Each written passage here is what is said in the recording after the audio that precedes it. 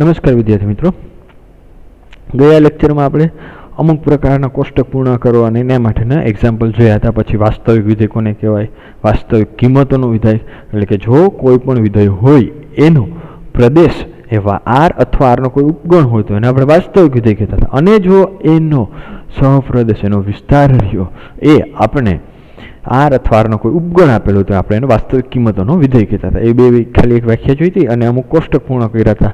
પછી આલેખ દોરતા હતા જોયા હતા અને ત્રણ પ્રકારના વિધેયનો અભ્યાસ કર્યો હતો. કયા કયા? તો એક તો તદેવ વિધેય, અચળ વિધેય અને બહુપદીય વિધેય. અને ખાસ બહુપદીય વિધેયમાં જે બહુપદીની ઘાત હોય એ કેવી હોવી જોઈએ? અંતઋણ પૂર્ણાંક હોવી જોઈએ.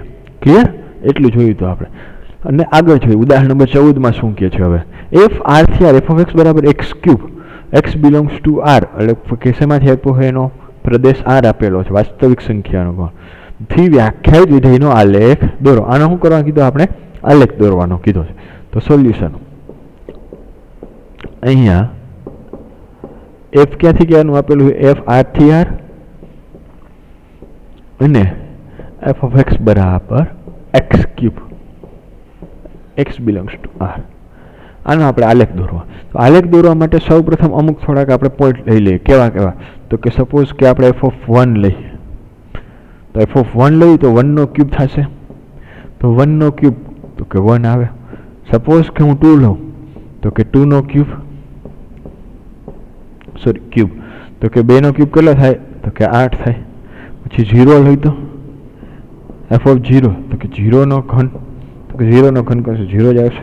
એફ ઓફ -1 લઉં તો કે -1 નો ઘન, તો -1 નો ઘન આપણે ખબર -1 ની ઘાત જો એકી સંખ્યા હોય તો -1 અને બેકી સંખ્યા હોય તો 1 આવે. તો અહીંયા કેવી સંખ્યા છે? એકી સંખ્યા છે, એટલે કે -1 ની 3 ઘાત અથવા તો એને -1 ગુણ્યા -1 ગુણ્યા -1 તો -1 ગુણ્યા -1 1 થઈ જાય. 1 ગુણ્યા -1 એટલે કેટલા આવશે? -1.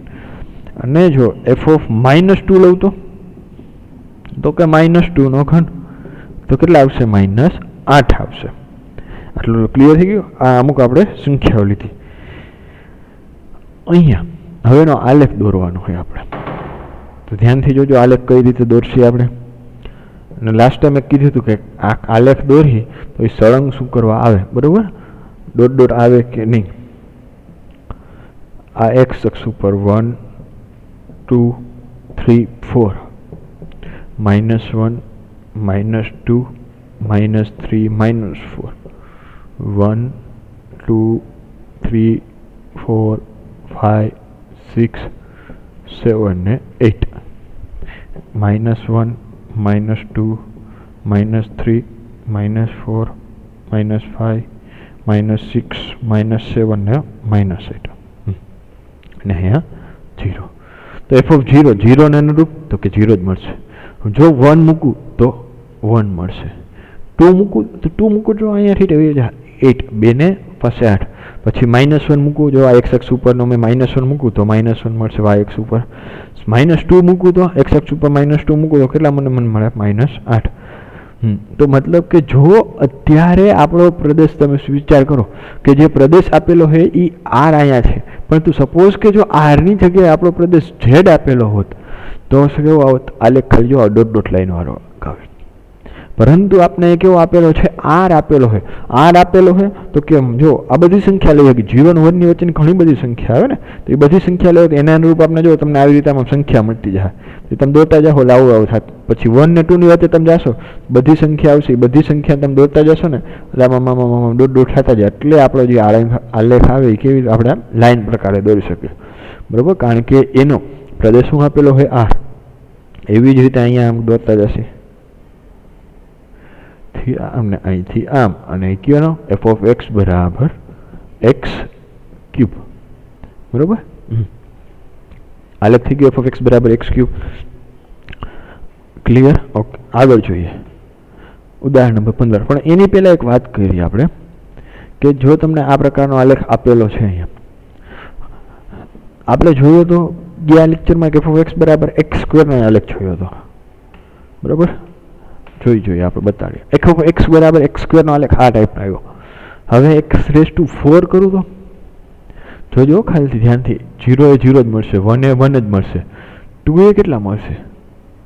2 મૂકીશ તો 2 નો 4 ઘાત કરું તો કેટલા મળશે 16. મતલબ કે જેમ જેમ તમે એક્સની બેકી ઘાત એટલે કે 2n વાળી પાવર કરતા જાઓ બરાબર, તો તમને આલેખ કેવો મળતો જશે, અહીંયા 1 બરાબર, પછી અહીંથી તમે આવશો ને એટલે આમ અંદર અંદર આવતો જશે. આ બાજુ એમ 1 સુધી તો 1 જ જશે, પણ અહીંથી પાછી આમ અંદર. સપોઝ કે તમે એની 8 ઘાત કરો તો જેમ જેમ અહીંથી 1 થી 1 ને પછી આવી રીતે આમ અંદર પાવર આવતો જાય. ખ્યાલ આવ્યો? આ x², x⁴, x⁶, x⁸ એવી રીતે જેમ જેમ કરતા જાઓ તો એમ જે તમે બે હાથ હોય તમે ઉપર રાખો આવી રીતે આમાં ઉપરથી આમ ભેગા થતા જાય એવું લાગશે. પણ એ જ રીતે આમાં x³ વાળો હતો તો એનો જો તમે ગાલેફ જુઓ, એક્સની હવે અહીંયા બેકી ઘાત કરતા જાઓ, મતલબ અહીંયા 3 ઘાત કહી. સપોઝ કે એમ કીધું તો આનું ગાલેફ દોરો x⁵. 0 એ 0, 1 એ તો 1 આવશે બરાબર. પરંતુ જેમ જેમ આગળ લેશો તો કે 2, તો કે 2ની 5 ઘાત કરશો બરાબર, તો અહીંથી વળી પાછો આમ બેન્ડ વાળતો જાય, આમ અંદરની સાઈડ આવતો જાય. બે બાજુથી કેવો આલેખ આમ અંદરની સાઈડ હરવે હરવે આમ અંદરની સાઈડ આવતો જશે. એ ટાઈપનો આલેખ આવે. નેક્સ્ટ જોઈએ ઉદાહરણ નંબર 15. શું કહે છે 15 નંબરનો? f r - 0 થી r f(x) બરાબર 1/x x belongs to r - 0 થી વ્યાખ્યાયિત એક વિધેય આપેલ છે. આ વ્યાખ્યાના આધારે નીચેનું કોષ્ટક પૂર્ણ કરો. આ વિધેયનો પ્રદેશ અને વિસ્તાર શું છે? કોષ્ટક પૂર્ણ કરવા હવે તમને ઇઝીલી આવડી જાય બરાબર. કારણ કે શું કરવાનું, જે જે સંખ્યા કીધી હોય આપણે આ જે ઘટક x, તો x અહીંયા મૂકતા જવાના, એને 1/x કરી નાખવાનો, જે જવાબ આવે તમારો આન્સર. ક્લિયર? પરંતુ આમાં તમે જો ધ્યાનથી જુઓ, અત્યાર સુધીનો પ્રદેશ તમને આપતા હતા ને, એ પ્રદેશ શું આપતા હતા? r આપતા. અહીંયા પ્રદેશ કેવો આપ્યો? r - 0. હવે માઇનસ એટલે તફાવત ગણ આપણે ભણી ગયા છીએ બરાબર ગણમાં, કે r - 0 હોય તો શું થાય, મતલબ કે આખો r લેવાનો, પણ એમાંથી ખાલી એક જ ઘટક a - b હોય તો એના દરેકે દરેક ઘટક લેવાના જે b માં આવતા હોય એ નહીં. તો r - 0 આખો તમે વાસ્તવિક સંખ્યા લઈ શકો, પણ એક ઘટક નહીં લઈ શકવાનો. કયો? તો કે જે 0 છે એ નહીં લેવાનો. કેમ? એવું શું કરવા કીધું? 0 લઈ તો શું થાય, આપણો પ્રશ્ન થાય. જો 0 લ્યો તો શું થાય કે f(0) મૂકો તો 1/0 થાય. શું થાય? 1/0 જે વ્યાખ્યાયિત નથી. એટલા માટે આપણે પ્રદેશમાંથી 0 ઘટક કાઢી નાખવાનો. એટલે કે ક્યારેય તમને એવું કદાચ ઉદાહરણ પૂછ્યું અને તમે આવું પ્રકારનું એમ કે એક વિધેયનું ઉદાહરણ આપો, તો એનો પ્રદેશને જે તમે નક્કી કરો એ સમજી વિચારી નક્કી કરવાનું. એવું ક્યાંય ન થઈ જવું જોઈએ તમારે કે તમારો જે વિધેય તમે જે પણ વ્યાખ્યાયિત કરો ફંક્શન એ 1/0 ના ફોર્મમાં થઈ જાય. એટલે ઉદાહરણ તરીકે જો તમે આવું કર્યું f(x) બરાબર કોઈ આવું કહી દે કે 1/x - 2 અને f r થી r લઈ લે તો આ ખોટું પડે. કેમ? કારણ કે જો r માંથી તો હું 2 લઈ શકવાનો, તો હું 2 લખીશ તો 1/2 - 2 0 થઈ ગયો, લેખના 0 અવ્યાખ્યાયિત પદ થઈ ગયું, હાલે નહીં. પરંતુ જો તમે આ રીતે વ્યાખ્યાયિત કરવું તો તમારે અહીંયા લખવું પડે r - 2. એટલે આખી વાસ્તવિક સંખ્યામાંથી કોઈ પણ હું લઈ શકીશ બરાબર. વાસ્તવિક સંખ્યા એટલે ગણમાંથી r માંથી કોઈ પણ લઈ શકીશ, પણ એક સંખ્યા નહીં લઈ શકું. કઈ નહીં લઈ શકું? કે 2 નહીં લઈ શકું. એટલે મેં શું કરી નાખ્યું? r - 2. 2 ને મેં બાદ કરી નાખ્યા. ક્લિયર? અહીંયા 2 ને બાદ કરી નાખો એટલે કે 2 હું ક્યાં લઈ નહીં શકી, એટલે 1/2 - 2 થશે ને, એટલે કે છેદ ક્યારે 0 થશે નહીં. આ ખાલી એક્સ્ટ્રા હતું નોલેજ માટે સમજવા માટે. હવે અહીંયા આવતા રહી પાછ હું કહે છે જોઈએ સોલ્યુશન. f r - 0 થી f(x) બરાબર x જે સંખ્યા આપી તે મૂકતી જવાની. અહીંયા f(x) એટલે f(1) મૂકશો તો 1.5 મૂકો, 1.5 મૂકો તો 1/1.5 કરવાનું, કેલ્શિયમ તમારી પાસે હશે, ડિવિઝન કરશો બરાબર. જે જવાબ આવે 2 મૂકો, 2 મૂકશો તો 1/2 જ અહીંયા આવી જશે બરાબર. આ 1/2 મૂકશો એટલે 1/2 1/2 2 એટલે કે અહીંયા આવશે 2 0.25 એટલે 1/4 1/4 નો છેદનો છેદ અંશમાં તો કે આવશે 4. તો કે અહીંયા -1/2 -1/2 એટલે કે 1/-1/2 ઉપર આવશે તો -2 અહીંયા -1 બરાબર. એ રીતે તમે મૂકી અને ચેક કરી લેજો. અહીંયા -1/2 અને 1.5 કરી એટલે 1/15 સોરી 1/15 10 10 ભેગા 15 એટલે કે સમથિંગ આવશે 0.67 સમથિંગ કંઈક આવું કંઈક સંખ્યા આવે છે બરાબર. એ તમારું કોષ્ટક પૂર્ણ થઈ ગયું. કઈ રીતે લખવું એ આપણે આગળ લખ્યું એના ઉપર લખી લેજો. હવે બીજું શું કીધું હતું? આ પ્રદેશનો આ વિધેયનો પ્રદેશ અને એનો વિસ્તાર શું થાય. હવે તો કે અહીંયા તમે પ્રદેશમાં કેવા કેવા ઘટક લઈ શકો જોઈ શકો. તમે કેવા કેવા ઘટક લઈ શકશો? તો કે બધા લઈ શકશે. परंतु एक 0 ज्यां थाय ए लेवशे नहीं। आलेख दोरवा कीधुं छे अहींया आ विधेय आपेल आ विधेय नीचेनो कोष्टकपूर्ण विधेयनो प्रदेशनो विस्तार आलेख दोरवा कीधुं नथी। तो के अहींया तमारे ओલું લખી નાખવાનું આ જેવું કોષ્ટક આ પૂર્ણ કરવાનું। અહીંયા આપેલ વિધેય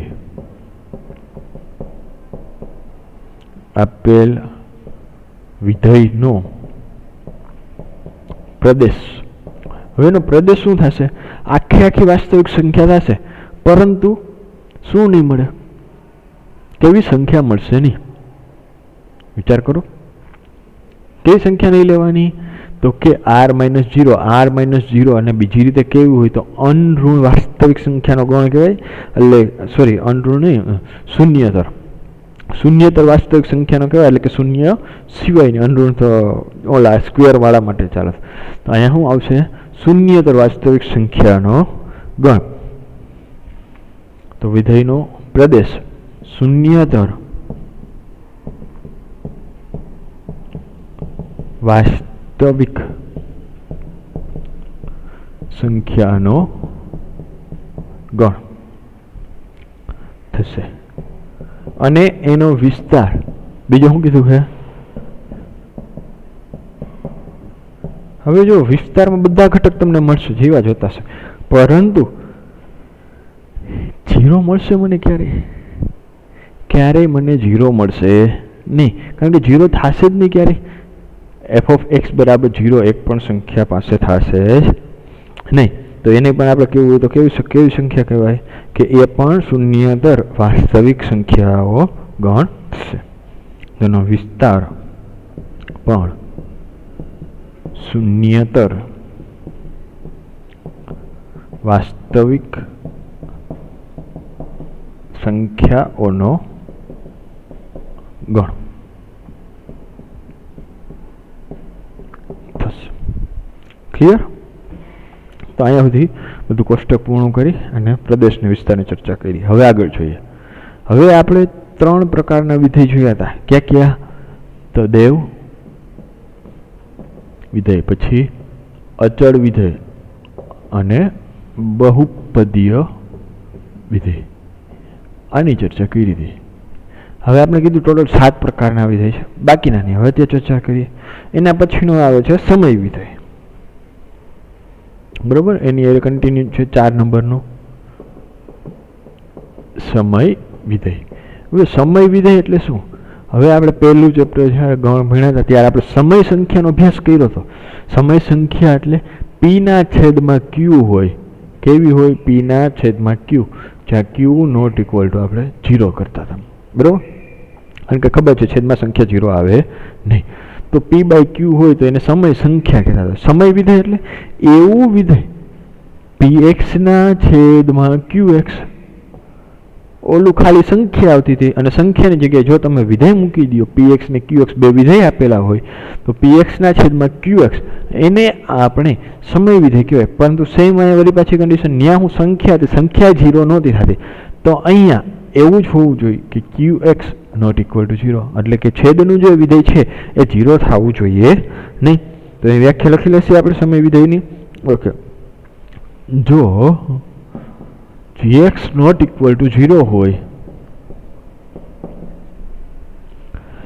તેવા પ્રદેશમાં વ્યાખ્યાયિત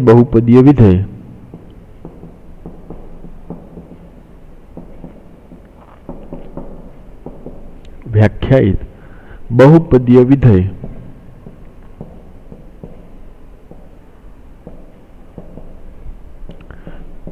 fx અને gx હોય તો fx/gx ને સમય વિધેય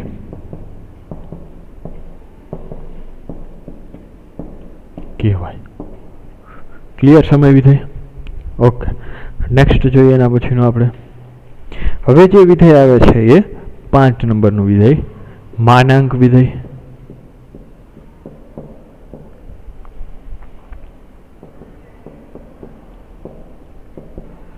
હવે તમે માનાંક વિશે તો અભ્યાસ કર્યો છે કે માનાંક એટલે કેવું કે એવા પ્રકારનું વિધેય કે જે બાર હંમેશા શું આપે, માનાંક સંખ્યા ધન જ આપે.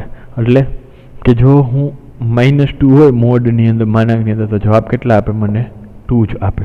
એટલે કે કોઈ પણ જો ઋણ સંખ્યાને તમારે ધન સંખ્યા કરવી હોય, જે દરેક સંખ્યા આપેલી હોય એને આપણે ઋણ કરવી હોય, ઋણ હોય ને ધન કરવી હોય, તો ત્યારે માનાંકનો ઉપયોગ કરી છીએ આપણે.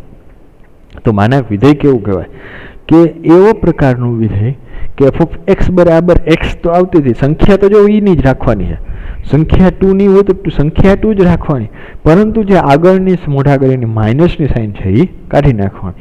એટલે તો કે વ્યાખ્યા લખી નાખી, પ્રત્યેક x belongs to R હોય અને f from R થી R f(x) બરાબર mod x, અને માનાંકને અંગ્રેજીમાં મોડ કહે એટલે એને મોડ x પણ વચ્ચે f(x) બરાબર મોડ x થી વ્યાખ્યાયિત થતા વિધેયને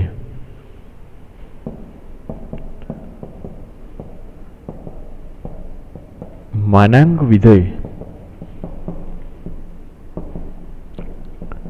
કહે છે.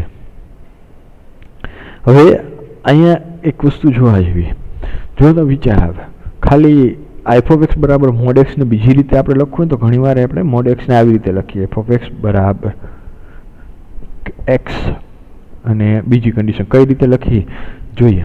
હવે જો f(2) મૂકું તો mod 2 તો 2 એને ઈ જ છે. મતલબ જો ધન સંખ્યા હોય તો એની સંખ્યા મને આપવાની છે, બરાબર, તો કાંઈ ફેરફાર કરવાનો નથી. સપોઝ કે 5 મૂકું તો ધન સંખ્યા એ માનાંકનું કામ કેટલું, માઇનસ સંખ્યાને પ્લસ કરવાનું કામ એનું છે. તો કે જો હું f(x) મૂકું અને x જો મારો ધન હોય, પોઝિટિવ હોય, તો મને x જ આપવાનો છે. તો એવી રીતે લખીએ કે f(x) બરાબર x, જો x 0 અથવા 0 કરતાં મોટી ધન સંખ્યા હોય તો. પરંતુ જો x એ ઋણ સંખ્યા હોય, 0 કરતાં નાની સંખ્યા હોય તો, ઉદાહરણ તરીકે હું x બરાબર -2 લઉં. કેટલા લીધા? -2. હવે -2 ને મારે ધન કરવા હોય તો શું કરવા પડે? -2 એટલે કે આ 0 કરતાં નાની સંખ્યા. આને મારે જો ધન કરવા હોય તો આગળ કોઈ પણ સંખ્યા હોય, ઋણ સંખ્યા ધન કરવી હોય તો આગળ માઇનસ વડે ગુણવા પડે. તો મારે x ની મોઢા આગળ x જો ઋણ હોય તો, ખાલી આના માટેની વાત થાય અત્યારે, જો x ઋણ હોય એટલે કે x બરાબર -2, x ઋણ છે તો આગળ શું કરવા પડે? માઇનસ. એટલે કે જો x નું વેલ્યુ 0 કરતાં નાની હોય તો શું આવે? -x. એટલે કે x જો ઋણ હોય તો -x લેવાના, અને જો x ધન હોય તો કાંઈ પ્રોબ્લેમ જ નથી. કેમ? હવે એમ થાય કે સાહેબ તમે હમણાં એમ કહેતા હતા કે મોડ x છે એ હંમેશા ધન જ વિધેય આપે, બાર આપે, ધન જ આપશે. જો કઈ રીતે? એક તો x ઋણ છે તો એની એક તો પોતાની એની સાઇન હશે, આગળ પાછળ આપણે એક સાઇન મૂકી, મતલબ કે જો x બરાબર હું -3 લીધા તો x ની કિંમત જ ઋણ છે, તો આ x ની કિંમત ઋણ છે તો એને મારે ધન કરવી હોય તો એને આગળ માઇનસ વડે ગુણવા પડે, એટલે -3 એટલે 3 થઈ ગયા. એટલે આપણે કીધું કે -x ક્યારે? જો x નું કિંમત 0 કરતાં નાની હોય તો કેવા લેવાના? -x લેવાના. એટલે કેવા કરી દે? ધન કરી દે. ધ્યાનથી બરોબર સમજો છે, ઘણી આ 12th માં આનો ઉપયોગ થશે. મોડ x નો f(x) બરાબર x, x > 0 હોય અને x ઋણ x જો x < 0 હોય તો. ક્લિયર? અહીંયા આનો ગ્રાફ જોવો હોય તો જોઈ જુઓ.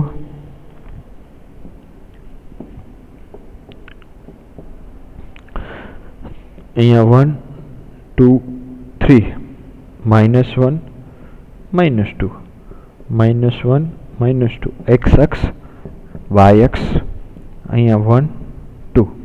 હવે જો 0 ને અનુરૂપ તો 0 જ આપશે, 1 લઈશ તો 1, 2 ને અનુરૂપ 2, એટલે r માટે છે બરાબર બધે, 3 ને અનુરૂપ 3 આપશે. પરંતુ જ્યારે હું -1 લઈશ તો એ 1 જ આપશે. ધન કરી નાખશે -1, ત્યારે આ વ્યાખ્યા એપ્લાય કરશે. હા, તો આગળ -1 ની આગળ માઇનસ એટલે પ્લસ એટલે 1 આપશે. -2 લઈશ તો કે 2 આપશે. બરાબર. હવે આપણે વિધેય r થી r નો આપ્યો, એટલે વચ્ચેની બધી સંખ્યા આવશે એટલે આપણે એને શું કરી દઈએ? લાઈન કરી નાખો. આ કેનો આલેખ થયો? f(x) બરાબર મોડ એક્સ. બરાબર, એફ ઓફ એક્સ બરાબર મોડ એક્સ. એનો પ્રદેશ ને વિસ્તાર શું આવે એ જોઈએ.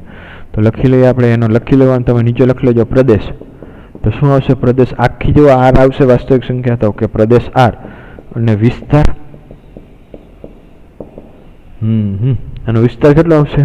તો કે જો વિસ્તાર એટલે કે જે પણ પોઈન્ટ મળે એ તમે આલેખ ઉપરથી આપણે વિસ્તાર સરળતાથી નક્કી થઈ શકશે. જો સરળતાથી નક્કી થઈ શકે, મતલબ 0 થી સ્ટાર્ટ કરવાનું, આ બાજુ આમ જાવ કે આમ, મતલબ કે ઉપર જ જવાનું છે વાય અક્ષની ઉપરની સાઈડ. ક્યારે વાય અક્ષની નીચેની સાઈડમાં તમને વાયની કિંમત ઋણ મળતી નથી. વિસ્તાર એટલે કે હકીકતમાં આ રીતે જ્યારે વ્યાખ્યાયિત હોય ત્યારે વાયની કિંમતની વાત કરવાની, કે વાયની કિંમત કેવી આવે એ આપણો વિસ્તાર જ હોય, કારણ કે વાય બરાબર મોડ એક્સ આપણે લખીએ એટલા માટે. તો અહીંયા જોઈ શકીએ છીએ આપણે કે વાયની બધી કિંમત કેવી આવશે? ધન.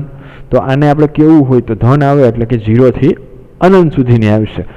બરાબર. તો આને ગણ આપણે જે પહેલા ચેપ્ટરમાં આપણે ભણ્યા હતા, અભ્યાસ કર્યો હતો કે વાસ્તવિક સંખ્યાના ઉપગણ, એમાં અંતરાલ સ્વરૂપે આપણે લખ્યા હતા. તો આને અંતરાલ સ્વરૂપે આપણે લખવું હોય તો 0 થી આવશે અને અનંત સુધી જશે. વિસ્તાર આ રીતે લખી શકો, અથવા તો તમે એવી રીતે લખી શકો અણઋણ વાસ્તવિક સંખ્યા. બરાબર, એવી રીતે કોઈ પણ લખી, અથવા આર પ્લસ વડે અલગ અલગ બધા એને દર્શાવવાના રિપોર્ટ છે. આવી રીતે લખી નાખો ક્લોઝ ઇન્ટરવલ, એટલે કે સંવૃત અંતરાલ 0 થી અનંત સુધી. 0 આવે છે એટલા માટે 0, પણ 0 થી નીચે નહીં આવે, એટલે 0 થી અનંત સુધી જશે. પ્રદેશ વિસ્તાર માનાંક વિધેય ક્લિયર. આકૃતિ સોરી એનો ગ્રાફ અને એની વ્યાખ્યા આટલું ક્લિયર. આગળ જોઈએ હવે ચિહ્ન વિધેય. 6 નંબર. 6 નંબરનું શું કહે છે કે ચિહ્ન વિધેય.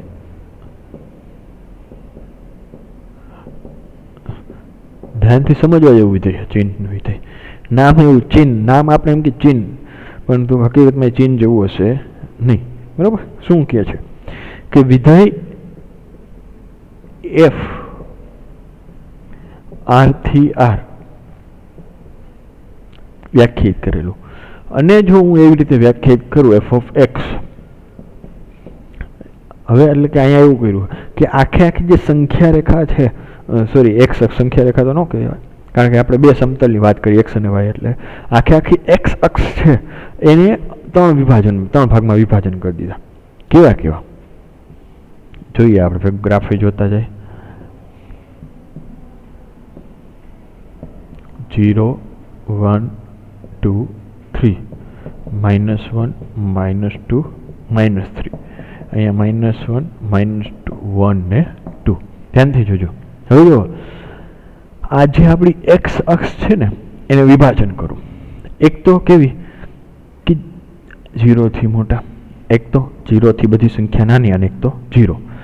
કયા ભાગમાં? એક તો 0 કરતાં મોટી સંખ્યા હોય, એક તો 0 પોતે જ હોય ખાલી, અને એક તો 0 કરતાં નાના હોય. તો કે 3 ભાગમાં વિભાજન કર્યું, તેને આપણે અલગ અલગ લખ નાખી કે એક્સનું મૂલ્ય 0 કરતાં મોટું, બીજા ભાગમાં એક્સનું મૂલ્ય 0 હોય, અને ત્રીજા ભાગમાં એક્સનું મૂલ્ય 0 કરતાં નાનું હોય. 3 રીતે આવી રીતે કર્યું એફ ઓફ એક્સ બરાબર. હવે જો એક્સનું મૂલ્ય 0 કરતાં મોટું હોય તો શું આવે? 0 હોય તો શું આવે? કઈ રીતે વ્યાખ્યાયિત કરવાની? એની પહેલાં એક વાત કરી કે આવી રીતે તમને ક્યાંય ગ્રાફ દોરેલો આપ્યો હોય, બરાબર, લાઈન આપી, તો આનો મતલબ શું થાય કે આ લાઈન ઉપરના દરેકે દરેક પોઈન્ટ આવે. પરંતુ ક્યાંય જો તમે જોયું હોય આવું, ક્યાંક તમે અભ્યાસ કર્યો હજી નહીં આવ્યું હોય, આવી રીતે જાઓ, આમ જાતા વચ્ચે એક હોલ આવે, અને પાછું આવી રીતે આમ ક્યાંય આપેલું હોય, તો એ શું દર્શાવે કે એ લાઈન ઉપરનો એક પોઈન્ટ આવે નહીં. મતલબ કે જમ્પ કરી જવાનું, એ પોઈન્ટ આવે તો જમ્પ કરી જવાનું. એટલે કે જો આવી રીતે આપેલું હોય, સોરી, અને આ પોઈન્ટ 7 આપ્યો, 7 પાસે સપોઝ કે તમને આવી રીતે આપ્યું, તો આપણે x નોટ ઇક્વલ ટુ 7, એટલે એક્સનું મૂલ્ય 7 થાય નહીં એવું દર્શાવે. અને ઘણી વાર જો તમને આવું ડાર્ક કરેલું આપેલું હોય આમ, અને અહીંયા સપોઝ કે 5 આપ્યું, તો આનો મતલબ એવો થાય કે x બરાબર 5 લઈ શકવાના. એટલે જ્યારે હોલ આવે ત્યારે એ પોઈન્ટ લેવાનો નહીં, ગ્રાફ દોરતા હોય ત્યારે. મતલબ કે તમે રસ્તા ઉપર જતા હોય, વચ્ચે ખાડો આવ્યો, તમારે શું કરવાનું? ખાડો આવ્યો તો ખાડામાં પડવાનું નહીં, ખાડાને જમ્પ કરીને ઠેકી જવાનું. તો એટલે કે એ પોઈન્ટ આવે નહીં, તો એક્સ બરાબર 7 આવશે નહીં લેવાનો એ પોઈન્ટ. તો એવી જ રીતે એનો આમાં ઉપયોગ થશે, એટલા માટે આપણે ચર્ચા કરી. હવે ચિહ્ન વિધેય એફ આર થી આરનું વ્યાખ્યાયિત કરેલું હોય, 3 ભાગમાં વિભાજિત કરી દીધું, 0 કરતાં મોટી, 0 અને 0 કરતાં નાની. જો 0 કરતાં સંખ્યા મોટી હોય તો 1, એટલે આ કેવું કર્યું? અચળ વિધેય આપણે જે કીધું એ કે કોઈ પણ 0 કરતાં સંખ્યા મોટી મૂકીશ તો મને 1 જ આપે. f5 મૂકું તો 1 આપે, f6 મૂકું તો 1 આપે, f1 મૂકું તો 1 જ આપે. જો હું 0 મૂકું તો 0 જ આપે, મને બીજું કાંઈ નહીં. 0 પાસે પોતે 0. અને 0 કરતાં નાની કોઈ પણ સંખ્યા મૂકો, ઋણ સંખ્યા હું કોઈ પણ મૂકું 0 કરતાં નાની, બરાબર, તો એના દરેકે દરેક માટે મને -1 આપે. દરેકે દરેક માટે શું આપે? -1. આ રીતે જે વ્યાખ્યાયિત હોય એને ચિહ્ન વિધેય કહેવાય, બરાબર. થી વ્યાખ્યાયિત આપણે પહેલાં લખી લે, પછી થી વ્યાખ્યાયિત વિધેયને ચિહ્ન વિધેય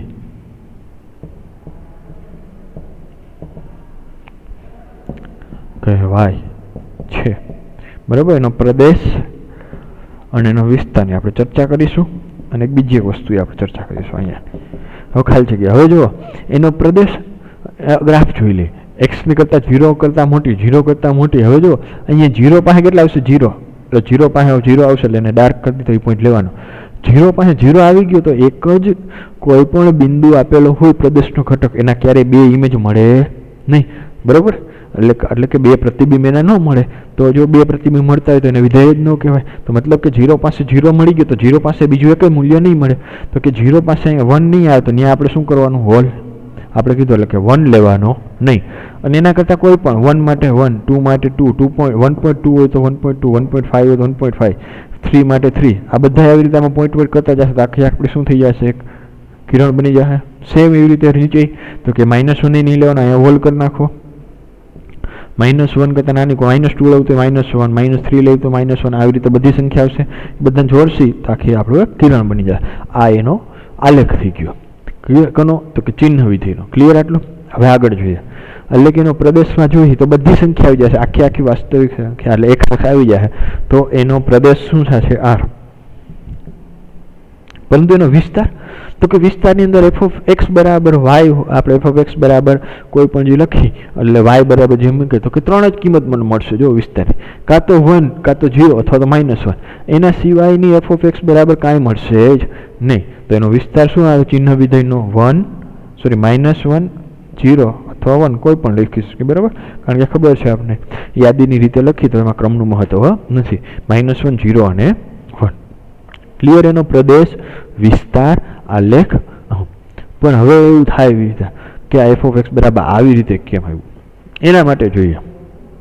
જો હું આને આગળ હમણાં આપણે માનાંક વિધેય ભણ્યા એના ઉપરથી આવે. કઈ રીતે? કે f(x) બરાબર હકીકતમાં બીજી રીતે લખવું હોય તો આવી રીતે લખાય. f(x) બરાબર mod x ના છેદમાં x. આવી રીતે મેં વ્યાખ્યાયિત કર્યું f(x) બરાબર mod x ના છેદમાં x. પરંતુ આપણે જોયું કે છેદમાં x છે, છેદમાં x અને છેદમાં x ની કિંમત એટલે કે 0 આવી શકે નહીં એવું કે, કારણ કે છેદમાં 0 આવે એટલે x બરાબર હું 0 ન લઈ શકું. જો હું 0 લઉં, x બરાબર 0 લીધું હોત તો આ વ્યાખ્યા થઈ જાય. એટલે જો x ની સંખ્યા 0 ન હોય, x નું મૂલ્ય 0 ન હોય ત્યારે mod x ના છેદમાં x, એટલે માનાંક x ના છેદમાં x. અને જો x બરાબર 0 હોય તો સિમ્પલી 0. આ જે રીત દર્શાવી એ અને આ જે રીત દર્શાવી બે સેમ જ છે, સરખું જ છે, એક જ. બંનેને ચિહ્ન વિધેય જ કહેવાય. હવે એમ થાય કે એટલે એ કેવું સાહેબ? આમાં તો mod x ના છેદમાં x છે, આમાં તો 1, 0 અને -1 એવું દેખાય. તો જુઓ, x નોટ ઇક્વલ ટુ 0 મતલબ કે x નું મૂલ્ય 0 નથી. તો બે શક્યતા થઈ કે 0 નથી તો કાં તો 0 કરતાં વધારે હોય અથવા 0 કરતાં નાનું હોય, બરાબર. જો કે x નું મૂલ્ય જો 0 કરતાં વધારે હોય, જો 0 કરતાં વધારે હોય તો હમણાં આપણે જોઈ માનાંકની વ્યાખ્યા એવું કે જો x નું મૂલ્ય 0 કરતાં વધારે હોય તો કેટલા લેવાના? x, બરાબર. તો કે 0 કરતાં વધારે હોય તો x, તો mod x ની જગ્યાએ અહીંયા અંશમાં જો mod x ની જગ્યાએ શું મૂકશો? x છેદમાં x. x કેન્સલ તો જવાબ કેટલો આવ્યો? 1. જો 0 હોય, x બરાબર 0 હોય તો આપણે આપેલું છે x બરાબર 0 તો 0. અને જો x 0 કરતાં નાનો હોય તો આપણે ખબર છે કે માનાંકની વ્યાખ્યા શું કે x નું મૂલ્ય જો 0 કરતાં નાનું હોય અહીંયા તો f(x) બરાબર કેટલા આવે? -x, એટલે કે mod x બરાબર -x. તો મૂકો તો કે mod x ની જગ્યાએ -x, તો કે -x ના છેદમાં x, તો x કેન્સલ કેટલા આપ્યા? -1. તો મળી ગયા -1, 0 અને 1. એટલે કે આ અને આ બંને કેવું છે? સેમ જ છે. એનો પ્રદેશ, વિસ્તાર ને શું આવે, બરાબર. આ બધા વિધેયનો પ્રદેશ, વિસ્તાર ને કઈ રીતે વ્યાખ્યાયિત કરવાની બધું ઉપયોગી આવશે, જરૂર પડશે 12માં. એટલે સરખાએ ધ્યાનથી સમજીને લખીને રાખજો. ચિહ્ન વિધેય. હવે છેલ્લું વિધેય આપણું बराबर। एक है महत्तम पूर्णांक विधेय। હવે મહત્તમ પૂર્ણાંક વિધેયની આપણે ચર્ચા કરી તો જોઈએ મહત્તમ પૂર્ણાંક વિધેય।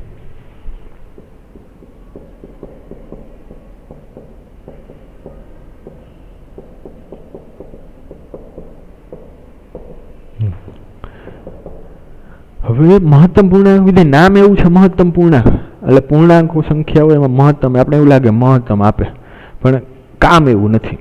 જેવું નામ છે એવું એનું કામ નથી, કામ ઉલટું છે બરાબર। નામ મહત્તમ પૂર્ણાંક હોય પણ એ પૂર્ણાંકમાંથી ન્યૂનતમ પૂર્ણાંક આપે એવું છે। તો કે વ્યાખ્યા લખી લઈ કે વિધેય f r થી r f of x બરાબર બોક્સ x, આ શું કહે બોક્સ x, અંગ્રેજીમાં એને બોક્સ x કહે બરાબર, અથવા તો મોટો કૌંસ કહે, x belongs to r।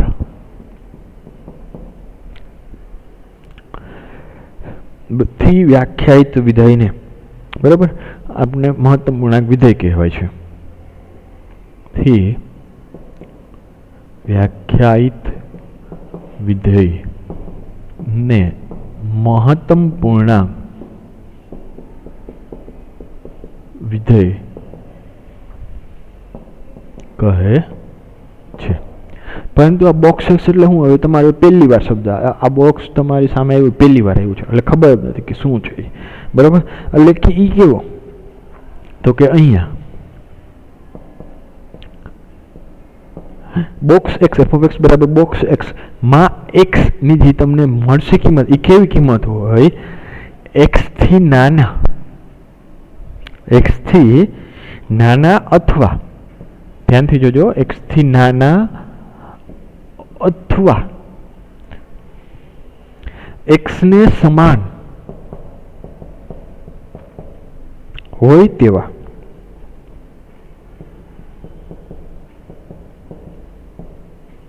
તમામ પૂર્ણાંકો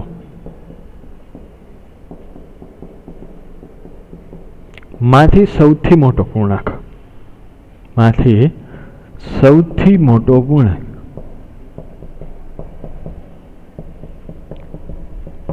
બરાબર। બોક્સ એક્સ એટલે એનો મતલબ આવો કે હવે આ જી 3 લાઈન લખી એમાં ઘણાને નહીં સમજાય કે સાહેબ આ હું એક્સ થી નાના અથવા એક્સ ને સમાન હોય તેવા તમામ પૂર્ણાંકોમાંથી સૌથી મોટો પૂર્ણાંક, કાંઈ વાંધો નહીં। જો આપણે મસ્ત ઉદાહરણ દ્વારા સમજીએ, જેમ કે સપોઝ કે મેં f of 1/2 લીધા, સોરી 1.2 બરાબર, 1.2 લીધા, તો શું આવશે બોક્સ ઓફ 1.2।